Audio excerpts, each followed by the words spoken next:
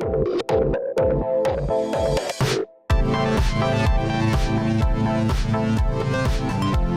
remember I've shared this before. I know I've told my children this story almost 30 years ago.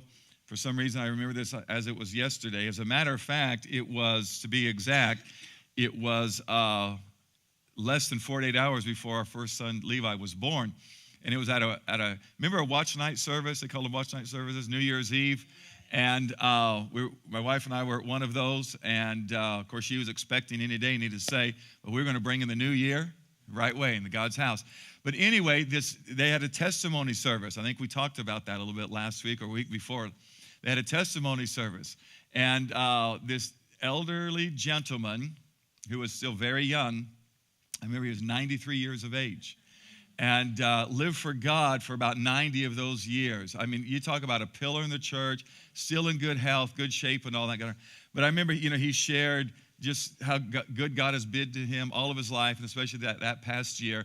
And I remember he said this, and it still stuck with me all these years later. He said, I just wish I was able to work as hard as I used to when I was younger. And I never have forgotten that. I'm thinking, wow, here's a man who embraces work. He's not running from it, but he longed for the days that he could work as long and hard as he used to. But anyway, that always stood out with me.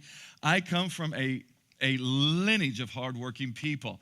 My dad is probably the hardest working individual I've ever known in my life. I was raised in a construction home, very strong Christian home too, in couple with that.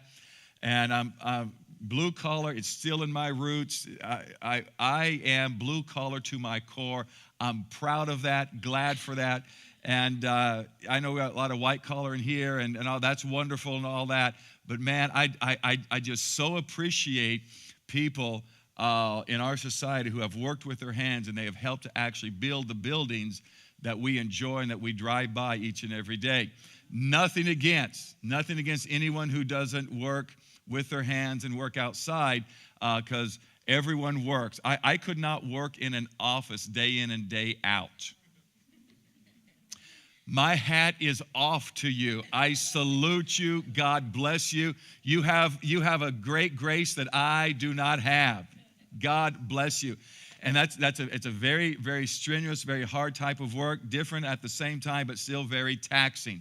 Bottom line is we all work very hard for the money that we make. And I'm very cognizant of that. I always have been, always will be. But anyway, that's the lineage where I came from. So, just working hard, it was just part of the course of life. We never heard about depending on someone else. We never heard about using or abusing the system at all. We never, ever, ever did that. That was not in our DNA at all. It was just the antithesis of that.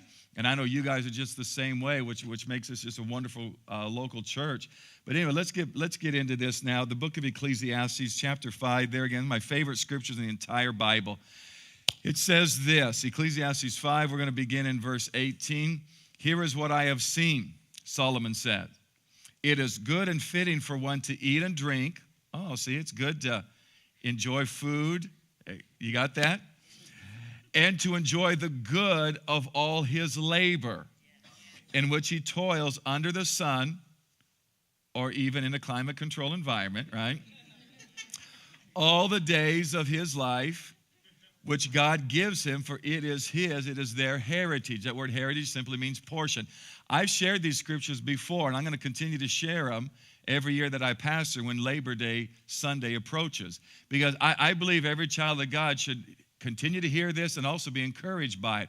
There again, first and foremost, God wants you to enjoy the fruit of your labor. He wants you to enjoy to eat and drink, meaning he wants you to enjoy your life. This is, there again, verse 18, it says, this is your heritage, this is your portion. Your portion in life is to enjoy it. Amen. I'm going to say that again. Your portion in life is to enjoy it. Why work and not enjoy life? Now, some of us have worked jobs that we didn't enjoy. The balance is this. If you don't fully enjoy your job, at least when you're not on your job, make sure you fully enjoy your job then. I mean, your life outside of your job. Am I helping anybody here? So hopefully you do find and get into a job/career that you really like, that you really enjoy, which makes it that much better. But there again, you work in order to add enjoyment to your life.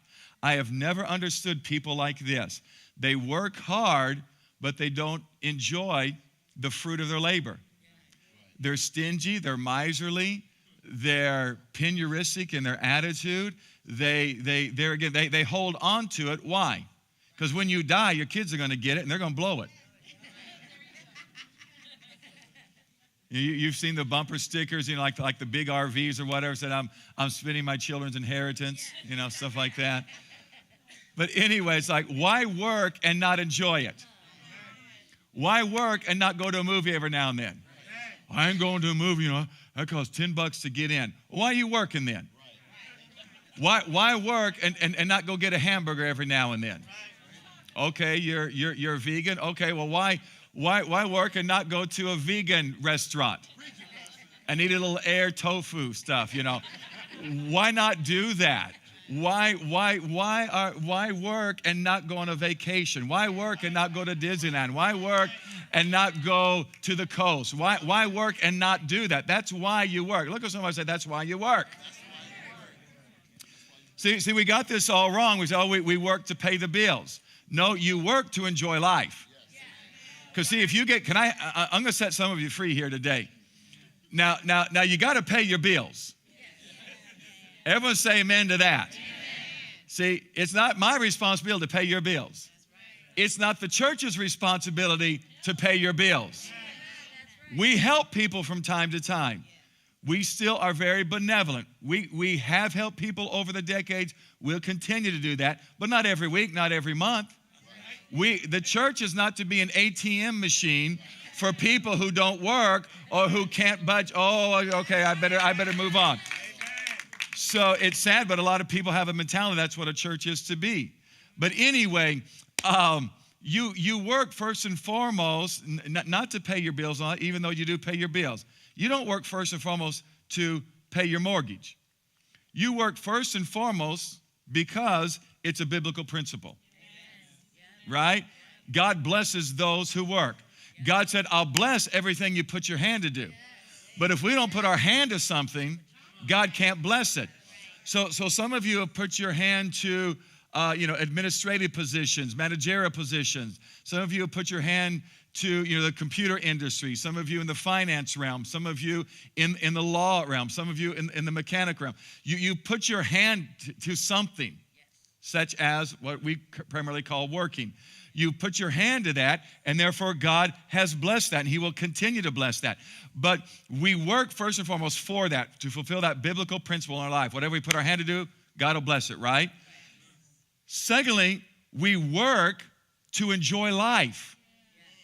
We don't work to get on a treadmill just to continually pay, and continually, almost despise what we drive, where we live, and all of that kind of stuff because the man hadn't got us, the machine has got us. And we get on that vicious financial machine cycle, and you can't get off because, that we're focused on that. Oh, I got to work to pay this, got to work to pay. Okay, well, you know what? This might help. Why don't you downsize? Why don't you sell a few things? If that's bothering you that much, because if that's what's driving you, that's wrong. What should drive you is, I'm going to enjoy life that much more. What should drive you is, you know what? After I downsize, I'm going to pay off my debt. I'm going to get out of debt.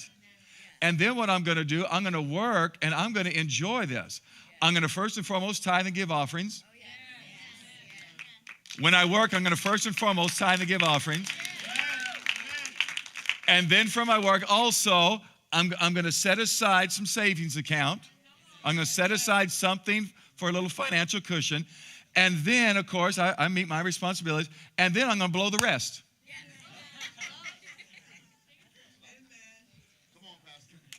I said that for a little humor, and I actually got a little out of it, didn't I?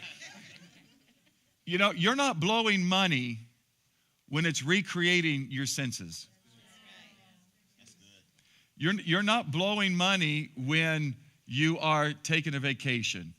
You're not blowing money when you go out to a restaurant. Now, if you go out to a restaurant 7 days a week, you might want to think about brown bagging it every now and then, okay?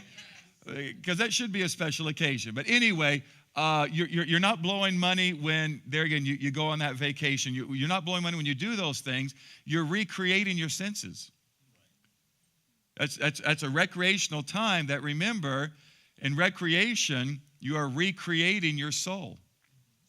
You are recreating your emotional senses. Some of us need a break. You ever done this? Have you ever just gone off for a day and, have you ever done this? Have you ever gone other side of town, got a corner booth somewhere in your favorite restaurant where it's dark, and in the summertime they keep the thermostat at 68?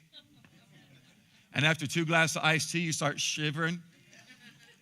And just hang out there, and you go there for breakfast, and you take a few books with you, take a Bible and a notebook, and then you're there, and you realize, it's lunchtime, and then you have lunch.